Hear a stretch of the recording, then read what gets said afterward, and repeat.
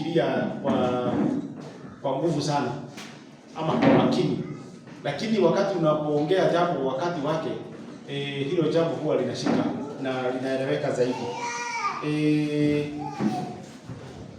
Sijui kwanza nitangulie na wimbo, lakini nafasi hiyo nitaipata kwa sababu ya muda. Kwanza niende katika hali ya maneno machache ambayo nataka tu kuongeza maneno ambayo pastor ameguzia, ili na mimi niendeleshe kidogo, kwa sababu jambo likiwa mzuri ni mzuri. Baba wetu wapee sifa. Jambo ambalo niko nalo linafundisha kuhusu ufufuo. Shalom. Kuhusu ufufuo. Ufufuo sio wa kila hali, lakini ni ufufuo huu wa Yahshua Masihi. Ufufuo ambao wengi wamesema ya kwamba jana Yahshua amekufa, amezikwa, amelala kaburini, leo ameshinda kaburini, alafu atialale kaburini, alfajiri na mapema wakienda kaburini wapate amefufuka. Lakini maandiko yanafundisha namna gani katika hali ya kibibilia? Sijui kama tungetumia hata board, kwa sababu tungechora mpaka hizo siku. Tuko na kalamu ya kuandika? Kama haiko tutatumia tu maneno tu, lakini kama itapatikana ni sawa. Baba wetu apewe sifa. Katika hali ya ufufuo, kuna mambo ambayo yanayoambatana sana na kufa kwa Yahshua, kwa sababu tulikuwa tunafuatilia kufa kwa Yahshua katika wiki hii, si kweli? Na tukawa na meza ama chakula cha jioni cha Masihi katika wiki hii. Wiki hii inalingana zaidi na vile Masihi alikufa. Kwa hivyo tulikuwa tunaingia katika kukumbuka kifo cha Yahshua, ama katika siku ya 14 ilikuwa ni siku ya Jumanne jioni, si kweli? Si kweli wadogo? Kwa hivyo hata nyakati zile za kufa kwa Masihi ilikuwa ni wiki kama hii ambayo ni ya muhimu sana kwetu. Kwa hivyo tutajifundisha na kitu ambacho tunaona, kitu ambacho tunaweza kukifuatilia, kwa sababu kufa kwa Masihi kulikuwa ni wiki tu kama hii na siku kama hii ambayo tulikuwa nayo nyakati za wiki ambayo imepita. Kwa hivyo siku ya 14 ilikuwa inafika siku ya Jumatano, kama vile Danieli alikuwa amesema. Danieli tutasoma hapo. Danieli alikuwa amesema nini katika mafundisho yake, ili tuweze kufuatana na maandiko na tuweze kufuatana na kitu ambacho tunachokiona. Tutasoma katika Danieli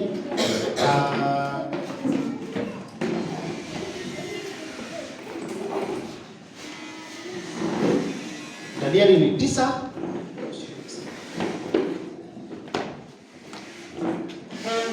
kuanzia mstari wa 27. Anayesema, naye atafanya agano thabiti na watu wengi kwa muda wa juma moja, na nusu juma ya juma hiyo ataikomesha sadaka na dhabihu, na mahali pake litasimama chukizo la uharibifu, na hivyo hata ukomo na ghadhabu iliyokusudiwa imemwagwa juu yake mwenye kuharibu. Hebu rudia 27. Asema, naye atafanya agano thabiti na watu wengi kwa muda wa juma moja. Naye atafanya agano na watu wengi thabiti kwa muda wa juma moja. Na nusu juma ya juma hiyo ataikomesha sadaka na dhabihu. Na mahali pake litasimama chukizo la uharibifu, na hivyo hata ukomo na ghadhabu iliyokusudiwa imemwagwa juu yake mwenye kuharibu. Sasa fikisha hapo, asante. Tunasikia kwamba sadaka na mambo ambayo yalikuwa yanafanyika nyakati za kitambo yalikuwa yafanyike ama yafike kikomo katika juma, katikati mwa juma, si kweli? Sasa nataka tulinganishe katikati mwa juma, ama juma moja iko na siku 7, si kweli? Sasa tunatafuta katikati ya hilo juma moja, tuone itakuwa muda gani siku, kwa sababu karamu naona kama imekosa. Kwa hivyo tutatumia tu hivyo. Ikikosa ni sawa, najua tunaongea na watu ambao wameharibika. Nyakati ya juma, tukianza siku, tunaanza na siku ya Jumapili, si kweli? Siku ya kwanza ya juma ni Jumapili, si kweli? Tunaenda mpaka siku ya leo ambayo ni ya 7, siku ya mwisho ya juma. Kwa hivyo katikati ya juma ni siku ya Jumatano. Ni kweli ama si kweli? Ni kweli ama si kweli? Kama ni kweli, kwa hivyo tuangalie na sisi tulikuwa na nyakati gani wakati wa kufa kwake Masihi. Ilikuwa ni siku ya Jumatano. Katika hiyo siku ya Jumatano tukaweza kushiriki jioni, na ikawa siku tena ya mchana tukashinda na siku ambayo Masihi naye alikuwa anateswa na anaulizwa maswali kwa kina Kayafa, kwa kina Pilato, na anazungushwa na nyakati za jioni tunaona anatundikwa mtini ili atoe dhabihu ambayo ilikuwa ni ya maana sana katika maishani mwetu. Baba wetu wapewe sifa. Na andiko lingine ambalo linalo tufundisha jinsi hiyo ni katika Mathayo 12 kuanzia mstari wa 38 na 40.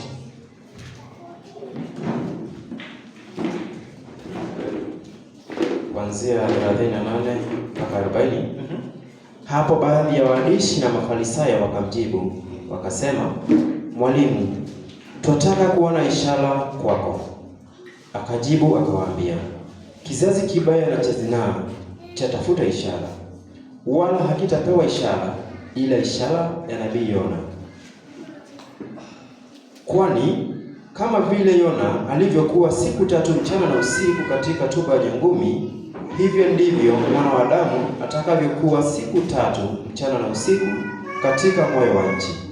Haya, hapo Yashua mwenyewe wakati watu wameuliza waone ishara, amewaambia Bwana, hakuna ishara nyingine isipokuwa ile ya Yona walipoiona. Na ukumbuke hiyo verse iko na maana mbili, ya kwamba Yona alifanya maajabu ambayo nayo Masihi alikuwa aifanye. Yona kulikuwa na lesson fulani tulikuwa tunafundisha ama tunasoma kuhusu miujiza ambayo ilifanyika nyakati za Yona. Yona alijitolea, ama ilikuwa ni nafasi ya kujitolea, kwa sababu kulikuwa kufike maangamizi ambayo alikuwa yafike katika baharini, katika ile meli waliokuwa nayo. Si kweli? Si tunajua ile historia. Watu walipokosa namna, mali ikaharibika, watu wakawa na wasiwasi, lakini Yona yeye alikuwa amelala, hana shughuli, kwa sababu alikuwa ametumwa katika mji wa Ninawi aende apeleke ujumbe kule, lakini yeye akaonelea aende wapi? Katika mji wa Tarshishi. Si kweli? Sasa Yona akakaidi ujumbe ambao walikuwa wamepewa na baba yetu, naye akamfuata mpaka kule baharini, mpaka kule melini ambapo alikuwa amelala, na watu wakaanza kuona maangamizi ya mizigo ambayo walikuwa wamebeba. Wakaona ya kwamba waondoe mizigo ambayo ilikuwa katika meli, ili meli iwe rahisi kutembea katika maji, lakini kile walichojaribu ilikuwa ni shida katika lile jambo. Kwa sababu baba wetu ndiye alikuwa anawafuata katika hayo mapigo. Baba wetu wapewe sifa. Kwa hivyo ilitendekaje? Waliuliza kila mtu aende amlilie Mungu wake.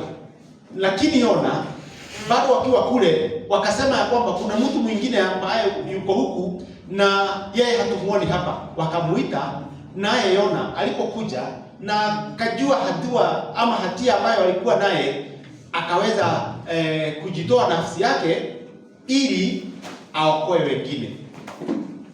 Baba wetu wapee sifa. Hivyo ndivyo naye Masihi alivyofanya, alitoa nafsi yake kwa ajili ya walimwengu. Baba wetu wapee sifa. Sasa hapa ingawaje mimi sio mwalimu sana, nataka tuandike siku za wiki: Sunday, Monday, Tuesday, Wednesday, Thursday, Friday na Sabato. Hiyo ni siku ni juma moja, ambayo Sunday inaanza na nyakati za giza, si kweli? Tunamalizia na nyakati za nuru. Hapa siku inaanza even to even, kutoka jioni mpaka jioni. Hivyo ndivyo tunavyofundishwa na maandiko. Monday nayo inaanza na nyakati za giza, tunamalizia na nyakati za mwanga. Tuesday nayo vile vile inaanza vile na inamalizia na nyakati ya mwanga. Hapa vile vile tunaanzia hapo, tunamalizia na mwanga. Thursday vile vile tunamalizia na mwangaza, na Friday tunamalizia na mwangaza, na pia Sabato tulianza jana jioni na tutamaliza na mwangaza. Baba wetu wapee sifa. Hivyo ni kumaanisha namna gani? Sasa tumesoma katika kitabu cha Danieli 9 mstari wa 27 ya kwamba in the midst of the week atafanya nini? Ataleta agano kati ya watu wengi, na ataleta mambo ambayo yalikuwa yanafanyika, dhabihu na nini zifike mwisho in the midst of the week. Hapa tumeona ya kwamba sasa hapa inaanza katika nyakati za usiku ya Wednesday. Sasa hapa tukawa na nyakati ambapo tukaingia katika meza ya Bwana Tuesday jioni, tukaingia hapa, si kweli? Ikawa ni 14 of Abib, si kweli? Si ndio tuliingia hapa? Baba wetu wapee sifa. Tuliingia hapa, na kama huoni unaweza badilisha kiti. Tukaingia hapa 14, tukawa hiyo siku yote ya usiku na mchana tukawa tuko katika 14 of Abib, kama vile andiko lilikuwa limesema ya kwamba siku ya 14 ya mwezi wa kwanza itakuwa ni siku ya Pasaka. Baba wetu wapee sifa. Sasa tunatafuta Masihi amekufa wapi na atafufukia wapi. Shalom. Tukasikia naye Masihi ametangaza ya kwamba kama ile miujiza ambayo ilikuwa ni nyakati ya Yona, ya kwamba atakaa siku 3 na 3 days and 3 nights.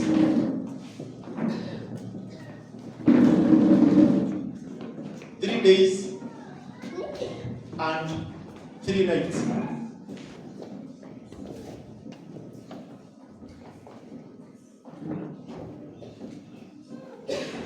Katika huko kaburini. Tukifika hapo, kwa hivyo Masihi ameshikwa hapa usiku, nyakati za usiku ndipo walipokuwa na mitume wake, wakakaa chini wakamaliza ile Pasaka ya kitambo. Alafu in the midst ya hiyo Pasaka akachukua mkate, akaubariki, akafanya nini? Akaumega, akaintroduce chakula cha jioni cha Masihi na kuwaambia kwamba huu ndio mwili wangu ambao unatolewa kwa nafasi ya watu wengi. Na vile vile akachukua kikombe akakibariki nyakati hii za usiku. Bado wakiwa nyakati za usiku, Yudasi amepewa na ametoka nje na ameenda kushirikiana na maaskari, na wamekuja nyakati tu za usiku, kumshika Masihi na wameenda na yeye. Petro naye nyakati za saa 9 alikuwa ameambia Masihi ya kwamba mimi sitakuacha hata kama nikutukie namna gani. Si tunaona nyakati za saa 9 Petro anafanya nini? Anafuata Masihi kwa umbali mpaka nyumba ambayo Masihi alikuwa anafanya nini? Anafanyiwa kesi. Anaambiwa wewe Petro ulikuwa pamoja na yeye. Petro anasema mimi simjui. Sasa usiku huo wote unaisha na inafika nyakati za mchana ambapo hapa katika masaa haya mchana wanasukuma akiwa katika hali ya kesi, hali ya kuulizwa wewe ni nani, na mpaka masaa ya jioni wanaona ya kwamba huyu hana lingine isipokuwa kupelekwa auliwe kwa ajili amemkufuru baba wetu. Baba wetu apewe sifa. Sasa tunatafuta nyakati za kufa kwa Masihi na kufufuka kwake, kwa sababu amesema ya kwamba atakaa katika kaburini siku 3, mchana na usiku. Baba wetu apewe sifa. Kwa hivyo ikifika hapo tuangalie katika hali ya kutafuta pahali ambapo alifufuka, kwa sababu wengi wanafundisha ya kwamba amekufa jana, Ijumaa, amekufa jioni, amezikwa, na sasa atakaa kaburini jana usiku, na leo afufuke, akae usiku wa hii, afufuke kesho asubuhi. Lakini maandiko haifundishi namna hiyo. Ni kwa nini? Katika hali ya kibibilia kulikuwa na jambo ambalo Wanaisraeli walikuwa yanafahamu. Ilikuwa namna hii ya kwamba kulikuwa na watches, ama kulikuwa na nyakati ambazo zinaitwa zamu. Zamu ilikuwa inachukua masaa matatu, kwa sababu nyakati za kale kulikuwa na miji ambayo ilikuwa imezungukwa na nini, na fence ama gated. Kwa hivyo kulikuwa na fence ya mawe na kulikuwa labda gate ni moja. Kwa hivyo kulikuwa na walinzi ambao walikuwa wanakaa wakilinda mji. Baba wetu wapewe sifa. Na walikuwa wanabadilishana kila baada ya masaa matatu. Shalom. Nimeona vile. Sasa walikuwa wanabadilishana kila baada ya masaa matatu. Kwa hivyo nyakati za usiku kulikuwa kunaitwa ni watches. Watches kumaanisha ni nyakati za zamu. Night watches. Si hata gekoine tukara nikolema tuganera etikuo. Sasa watches ilikuwa inaanza kutoka saa 6 ama saa 12 mpaka saa 3. That is first watch.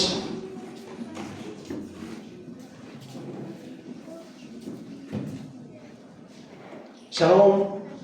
Sasa mimi nimeandika, ijapokuwa mimi sifuataji hii ya kusema ati 6 ni 12 na 3 ni 9, lakini wacha nifundishe hivi kwa ajili ya watu waelewe sawa sawa. Hii ndio ilikuwa ni first watch.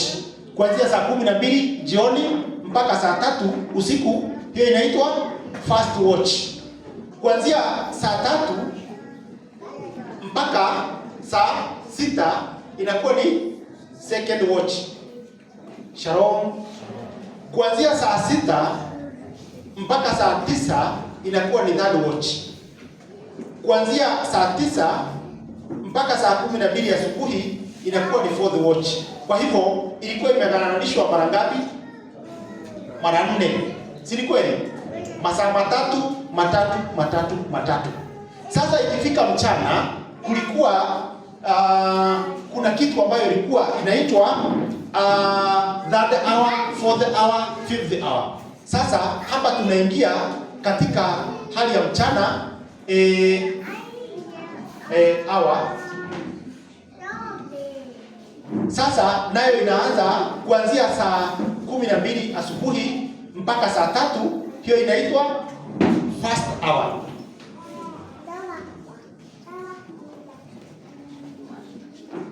Shalom. Kuanzia hapo tunaingia masaa kutoka saa 3 mpaka saa 6 inaitwa second watch. Second hour. Sorry, asante, tunaona tunafuatana. Kutoka hapo tunaingia katika mida ingine ambayo ni ya saa 6 mpaka saa 9 inaitwa third hour. Shalom. Kuanzia hapo tunaingia katika muda wa saa 9 mpaka saa 12 jioni inaitwa fourth hour. Sasa Masihi alikufia wapi katika maandiko?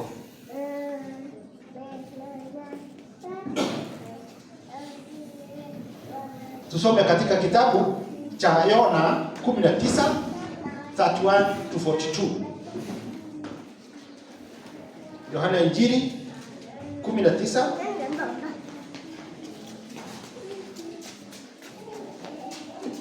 31 mpaka 42. 31 mpaka 42, John 19. Basi Wayahudi, kwa sababu ni maandalio, miili isikae juu ya msalaba siku ya Sabato, maana Sabato ilikuwa siku kubwa, walimwomba Pilato miguu yao ivunje wakaondolewe. Basi askari wakaenda wakamvunja mguu wa kwanza na wa pili aliyesulubiwa pamoja naye. Lakini walipomjia Yoshua na kuona ya kuwa amekwisha kufa, hawakumvunja miguu. Lakini askari mmojawapo alimchoma ubavu kwa mkuki, na mara ikatoka damu na maji. Naye aliyeona ameshuhudia, na ushuhuda wake ni kweli, naye anajua ya kuwa amesema kweli, ili ninyi nanyi mpate kusaidika. Kwa maana hayo yalitukia ili andiko litimie, hapana mfupa wake utakaovunjwa. Na tena andiko lingine lanena, watamtazama yeye waliyemchoma. Hata baada ya hayo, Yusufu Arimathaya, naye ni mwanafunzi wa Yoshua, lakini kwa siri, kwa hofu ya Wayahudi, alimwomba Pilato ruhusa ili aondoe mwili wake Yoshua. Na Pilato akampa ruhusa. Basi akaenda akauondoa mwili wake.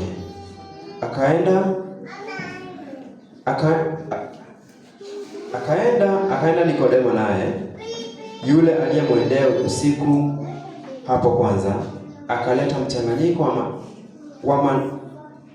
mchanganyiko ya manemane ya udi yapate ratili 100.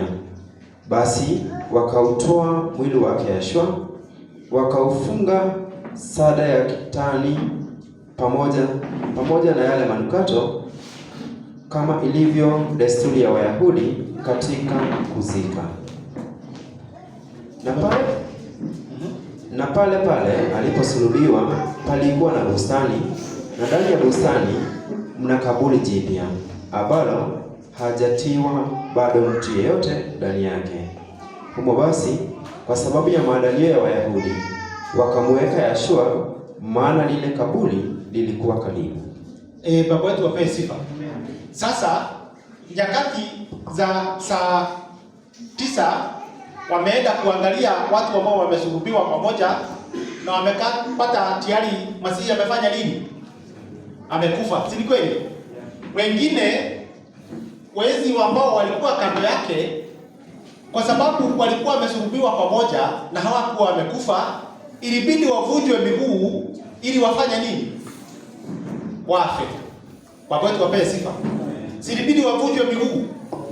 Ukivunjwa miguu na umesulubiwa, damu yote itarudi huku kwa miguu na itakuletea kifo cha haraka sana. Lakini walipomwendea Masihi walipata tayari amekufa. Lakini andiko lilikuwa limesema ya kwamba Masihi atafanya nini? Hakuna hata mfupa wake mmoja utafanya nini? utakaovunjwa. Sasa walipopata amekufa, wakamdunga mkuki, na hivyo ikaisha hivyo, kwa sababu Masihi hakuavunjwe miguu.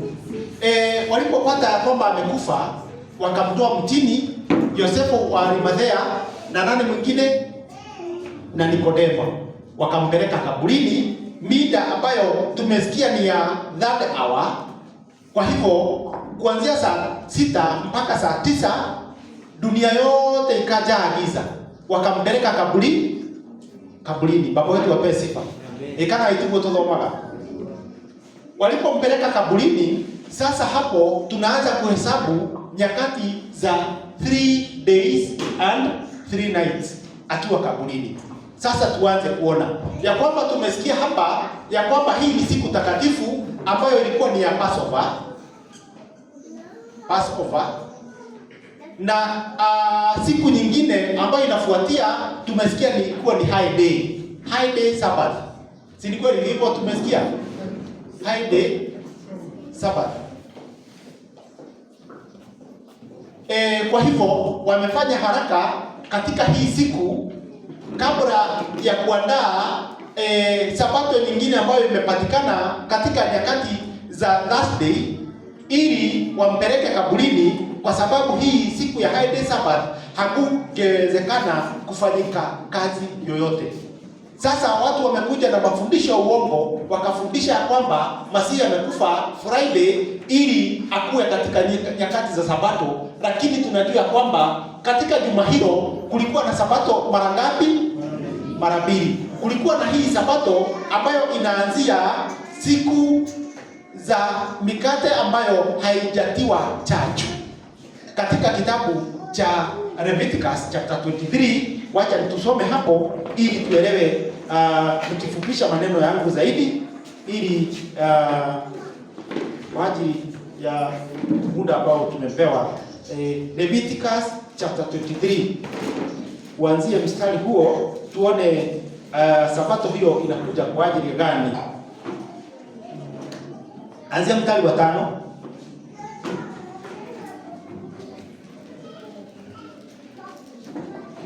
Walawi 23 kuanzia mstari wa 5. Ndio. Mwezi wa kwanza, siku ya 14 ya mwezi, wakati wa jioni, ni Pasaka ya Bwana. Sasa siku ya kwanza ya 14 ni Pasaka ya Bwana. Ya Bwana, Siku ya 15, siku ya 15, 15th day hapa, 15th day ni ya mwezi ule ndio ni sikukuu ya Bwana. Ni sikukuu ya Bwana, high day Sabbath, ya mkate usiotiwa chachu. Mtaila mikate isiyochachwa muda wa siku 7.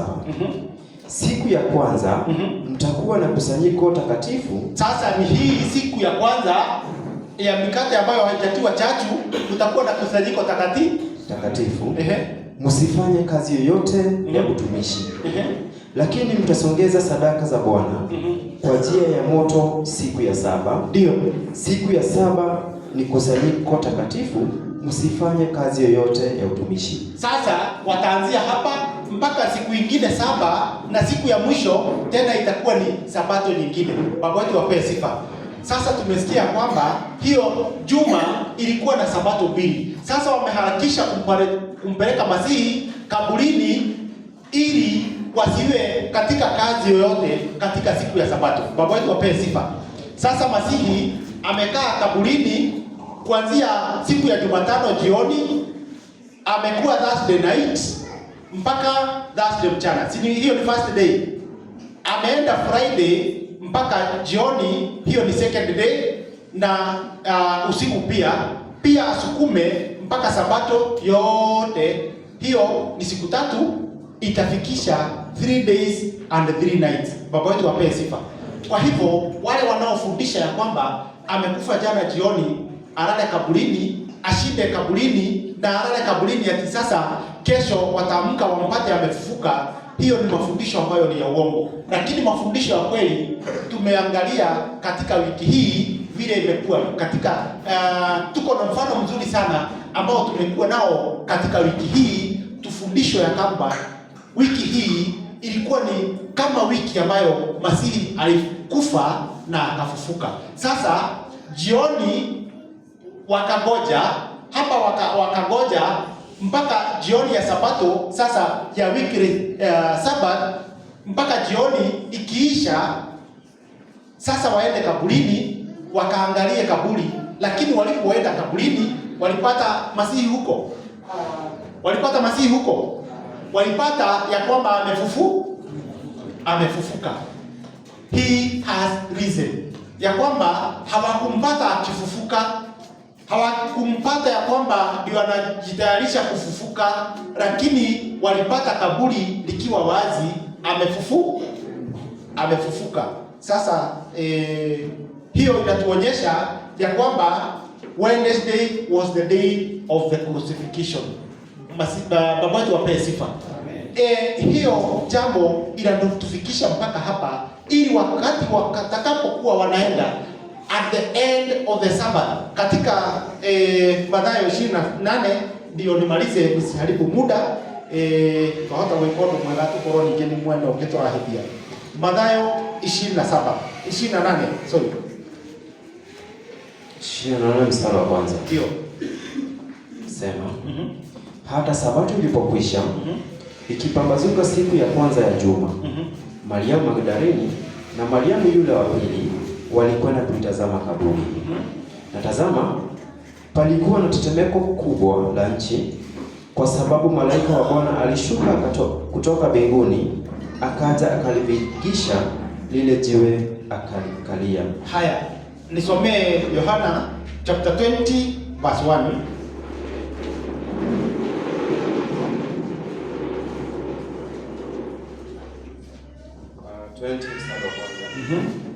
Sema, hata siku ya kwanza ya juma, Mariamu Magdalini alikwenda kaburini alfajiri kuangalia giza bado.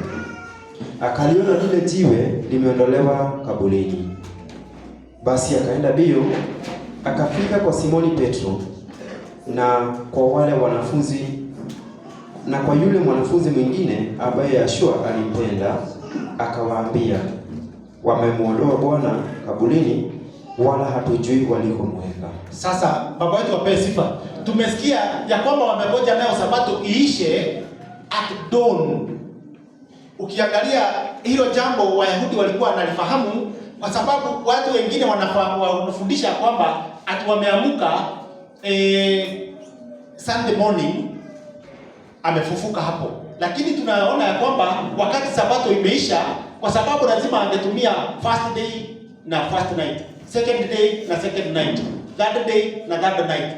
Kwa hivyo kama alipolazwa kaburini ndipo amefufukia hapo, na wamama wamegoja mpaka Sabato iishe. Umuthiri hwaini Sabato yathira, mathi kaburi-ini gwika atia kurora makora ni ariuki, makorire akiriuka kana atari muriuku, wamempata ya kwamba amefufuka. Na kwa hivyo tunajua ya kwamba amefikisha 3 days na 3 nights. Baba wetu wape sifa.